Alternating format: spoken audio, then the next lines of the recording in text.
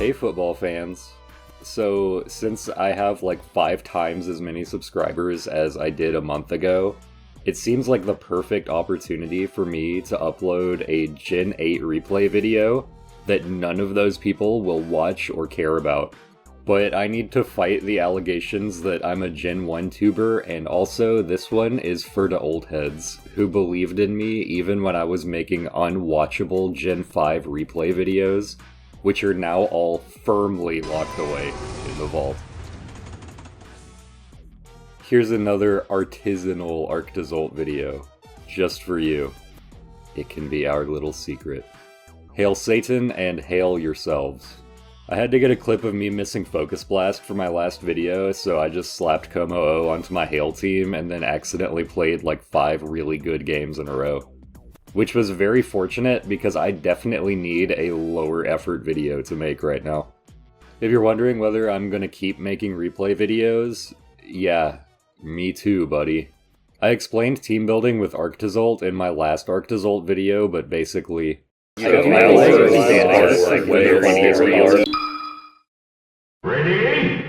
Go! I had to look into the Matrix for this Urshifu lead, and I already don't remember why I did it, because this is the only situation where it would have worked, but it is the one that happened, so it did work. So it was a good option. Ninetales actually kind of whoops their whole team, so the level 1 play of just leading with it would have been fine, but where's the razzle-dazzle? It's way cooler to bring it in on a failed double switch. I expected them to go into Dragapult or Rillaboom. Mandibuzz would beat both of those Pokemon too, but bringing in Ninetales lets me set up the Hail, and Ninetales kind of whooping their team by default means that Arctazult really whoops their team. With the Aurora Veil up, I'm pretty sure that Urshifu can 1v1 any Pokemon on their team. It's really gonna suck when Urshifu isn't in Scarlet and Violet at launch and I have to wait a couple months before I can click the button 12 times a game again. I'm sick of your mouth and your 2%. I do this exact line of play so many times, and it has never worked for me. Where I'm like, it's a hedge. If I click Weather Ball, it's a hedge. It hits Tornadus and it hits Landorus. However, they never switch to Landorus, and it never kills Tornadus, and they always just kill me. I've done that 100 times, and I'll do it 100 more. Here I get the useful information that this is not Choice Scarf Lando because I see the leftovers, and remember in my last video when I said that Ninetales checks Weavile? Lol. Lamau. That's okay though, because check out this call out.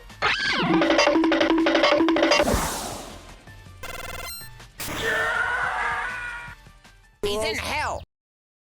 It would have been absolutely fucking crazy if they went into Rillaboom and I clicked Blizzard again here, but that's Hollywood for you. I don't know why they didn't Grassy Glide me. I guess they probably tried to U-turn thinking I would like go into Mandibuzz, but even if they did Grassy Glide me, then I would have just won with Clangorous Soul Kommo-o anyway. And oh yeah, half their Pokemon are weak to ice moves. Yo, Pentakill?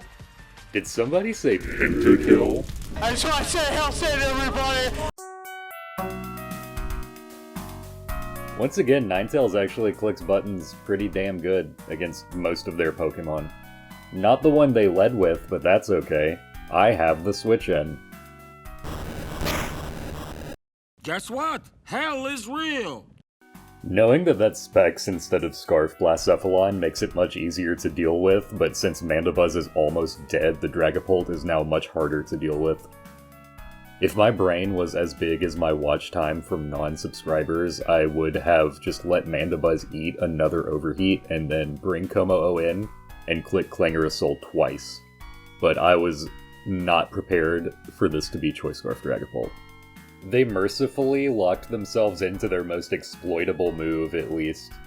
I don't know if Scarf Shadow Ball would have killed me there or not, but I choose to believe that they just thought that I had bulletproof, even though they saw me take no hail damage. I love how fake all of Kommo-o's abilities are. Obviously, you should have known that I was immune to powder moves, yet susceptible to moves which have ball or bomb in their name in Japanese. I should not have played that game of grab ass with the Tapu Fini, but Freeze Dry was so close to being a 3-hit KO that I just went for it. I don't know what any of the rolls would have been. But I should have just switched into Arctozolt and clicked Freeze Dry with that, and I extra should have actually put a fucking Fairy Resist on this team. I should have put Kommo-o over the Urshifu, but Urshifu just has numbers that are out of this world. I can't get enough. If they didn't knock off my choice band, I probably would have stayed in and just clicked Surging Strikes here, but instead, I'm actually going to sack my Ninetales and set up the sickest trick shot of my career. Look at this Weather Ball. I'm so good. Weather Ball is such a fucking cool move. I love bootleg hidden power. Oh, and just for the record, there is absolutely no way in hell that Weather Ball would have killed Dragapult there because I don't actually have any special attack EVs. I just thought I didn't have enough ice moves on this team already to hit other Landos with. Here they tactically switch out into their Blacephalon so that they aren't locked into Fire Blast anymore, and then bring back the Dragapult so that they can lock themselves into Fire Blast. The Hail did put Urshifu over a damage threshold though, and it's what they need to use to be able to kill Arctozolt, but luckily for me, I have the best Pokemon still alive, so it doesn't really matter. So if they hit this Fire Blast, it technically would have been a roll, but one which is in my favor like less than 2% of the time. But they hit 3 out of 4 Fire Blasts, so like that's okay. Right? Like, we all agree that's okay, that I'm good, that I did good, and that I have extraordinary visualization skills. Oh hey, a Hail team that's actually good and has Steel types on it. That's a really good matchup for me. So Urshifu is a counter lead against the level 1 scenario of them trying to counter lead my Ninetales with Heatran or Ferrothorn. And it works, but I immediately squander it with the most smooth brain, click the super effective move play of my life, and they just switch Ferrothorn back into Ninetales anyway. After which I proceed to make the wrong call against Ferrothorn with Urshifu like 5 times in a row. Remember to like, comment, and subscribe. I should have just stayed in and used Close Combat again on the Lando, because it still would have been a 2-hit KO, but I really did not want to let them switch in Tapu Lele for free and just get a free kill.